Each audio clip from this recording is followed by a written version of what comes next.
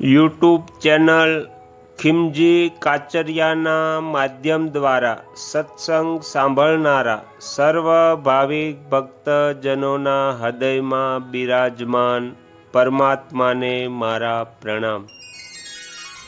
આજના વિડીયોમાં આપણે સાંભળીશું શ્રી સ્કંદ મહાપુરાણ, જેમાં આજે આપણે 8મા ભાગનો પાઠ કરીશું।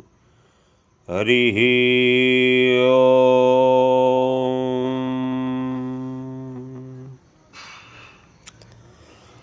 ભૂતભાવન ભગવાન વાસુદેવ બધા દેવતાઓને કહે છે, હે દેવતાઓ, તમે લોકો પોતાના પ્રસ્તાવ અનુસાર મારી વાત સાંભળો।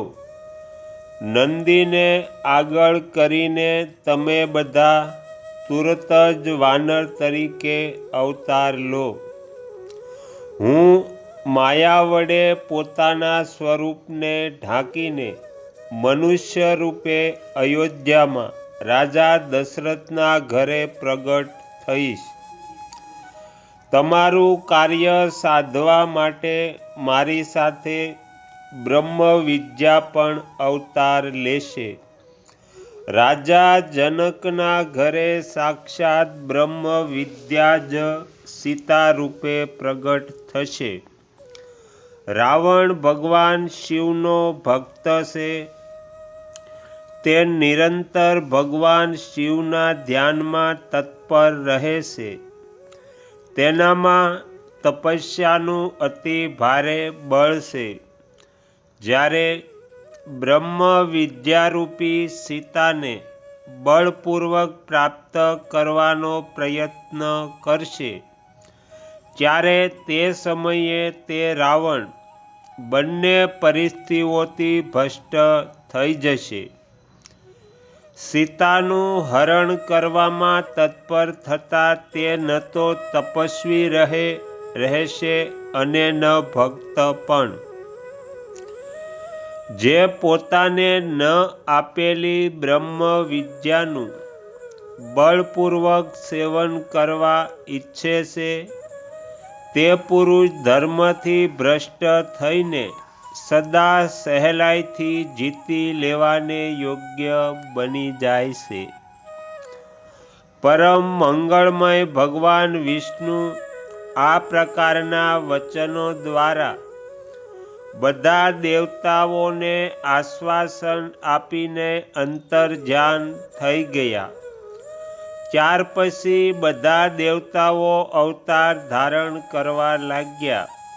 ઇન્દ્રના અંશથી વાલી ઉત્પન્ન થયા। સુગ્રીવ સૂર્યના પુત્ર હતા। જાંબવાન બ્રહ્માજીના અંશથી પ્રગટ થયા હતા। શિલાદના પુત્ર નંદી, જે ભગવાન શિવના અનુચર તથા 11મા રુદ્ર હતા, તે મહાકપિ હનુમાન થયા। તેઓ અપાર તેજસ્વી ભગવાન વિષ્ણુની સહાયતા કરવા માટે જ અવતરિત થયા હતા। બીજા બધા શ્રેષ્ઠ દેવતાઓ મૈંદ વગેરે વાનરોના રૂપમાં ઉત્પન્ન થયા હતા।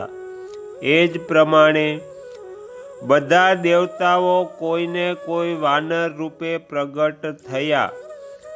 સાક્ષાત ભગવાન વિષ્ણુ સ્વયં માતા કૌશલ્યાનો આનંદ વધારનારા શ્રી રામ થયા। સંપૂર્ણ વિશ્વ તેમના સ્વરૂપમાં રમણ કરે છે। તેથી વિદ્વાનો તેમને રામ કહે છે।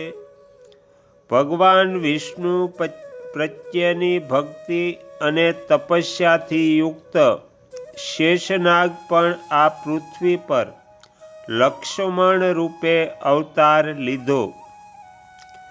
શ્રી વિષ્ણુની ભુજાઓથી પણ ભરત અને શત્રુઘ્ન નામે બે પરાક્રમી વીર પ્રગટ થયા।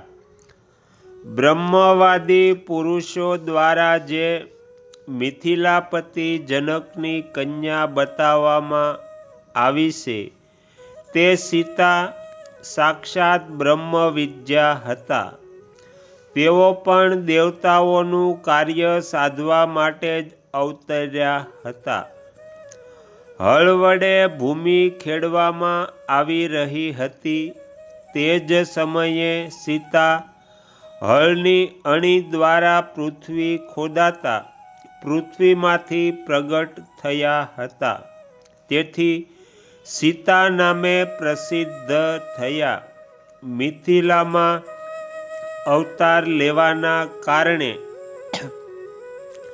એમને મૈથિલી પણ કહે છે. જનકના કુળમાં જન્મ લેવાના કારણે જાનકી નામે પ્રસિદ્ધ થયા. પૂર્વજન્મમાં એમનું નામ વેદવતી હતું. રાજા જનકે બ્રહ્મ વિદ્યા સ્વરૂપ સીતાને પરમાત્મા બ્રહ્મરૂપ શ્રી રામની સેવામાં અર્પિત કરી દીધા. કમળ નયન શ્રી રામે રાવણને જીતવાની ઈચ્છા તથા દેવતાઓનું કાર્ય સાધવાના ઉદ્દેશ્યથી વનમાં નિવાસ કર્યો. શેષાવતાર લક્ષ્મણ પણ આ જ કાર્ય માટે અત્યંત દુષ્કર અને મહાન તપ કર્યું. ત્યાર પછી તપોબળથી સંપન્ન થઈને વાનર રૂપધારી દેવતાઓને સાથે લઈને શ્રીરામ 6 મહિના યુદ્ધ કરીને રાવણનો વધ કર્યો. ભગવાન વિષ્ણુના હાથે શસ્ત્રો દ્વારા મરાઈ ગયેલા રાવણ પોતાના ગણો, પુત્રો તથા બંધુઓ સહિત તત્કાળ ભગવાન શિવના સારૂપ્યને પ્રાપ્ત થઈ ગયો. શંકરજીની કૃપાથી તેણે સંપૂર્ણ દ્વૈત્ય અદ્વૈત્યનું જ્ઞાન પ્રાપ્ત કરી લીધું. જે વ્યક્તિ દ્વાદશ જ્યોતિર્લિંગોમાંથી કોઈ પણ લિંગ સ્વરૂપ ભગવાન શિવની પૂજા કરે છે, તે સ્ત્રી શુદ્ધ અન્યજ અથવા ચાંડાળ પણ કેમ ન હોય, સંપૂર્ણ દુઃખોનો નાશ કરનારા શિવને અવશ્ય પ્રાપ્ત કરી લે છે. જે મનને વશ કરીને ભગવાન શિવના ધ્યાનમાં તત્પર રહે છે, તેમનું માયાકૃત અજ્ઞાન શીઘ્ર દૂર થઈ જાય છે તથા માયાનું નિવારણ થઈ જવાથી 3 ગુણો લય થઈ જાય છે. ત્યારે તે મોક્ષનો અધિકારી બની જાય છે. તેથી સંપૂર્ણ દેહધારીઓ માટે શિવલિંગનું પૂજન કલ્યાણકારી છે. ભગવાન શિવ લિંગ રૂપે પ્રગટ થઈને ચરાચર જગતનો ઉદ્ધાર કરે છે. હે વિપ્રો, પ્રથમ તમે લોકોએ મને પૂછ્યું હતું તે બધું મેં જણાવી દીધું. તમારો બીજો પ્રશ્ન એ હતો કે ભગવાન શિવે વિષપાન કઈ રીતે કર્યું હતું. તે બધો પ્રસંગ હું યથાવત કહી રહ્યો છું. તમે સાવધાન થઈને સાંભળો. તો અહીંયા શ્રી સ્કંદ મહાપુરાણનો 8મો ભાગ સમાપ્ત થાય છે. હવે પછી 9મા ભાગમાં આપણે ગુરુના અનાદરથી ઇન્દ્રનો દૈત્યો દ્વારા પરાજય, સમુદ્ર મંથન, શંકરજીની કૃપાથી કાલકૂટ વિષથી સૌની રક્ષા, વિવિધ રત્નોનું પ્રાગટ્ય તથા લક્ષ્મીજીનો પ્રાદુર્ભાવ, આ બધું આપણે 9મા ભાગમાં સાંભળીશું. તમે તમારો કિંમતી સમય આપીને શ્રી સ્કંદ મહાપુરાણનો આ 8મો ભાગ સાંભળ્યો એ બદલ હું આપ સૌનો ખૂબ ખૂબ આભાર વ્યક્ત કરું છું. અને તમને જો આ 8મો ભાગ ગમ્યો હોય તો બીજા 5 લોકોને સંભળાવજો. શ્રી સદગુરુ દેવની જય.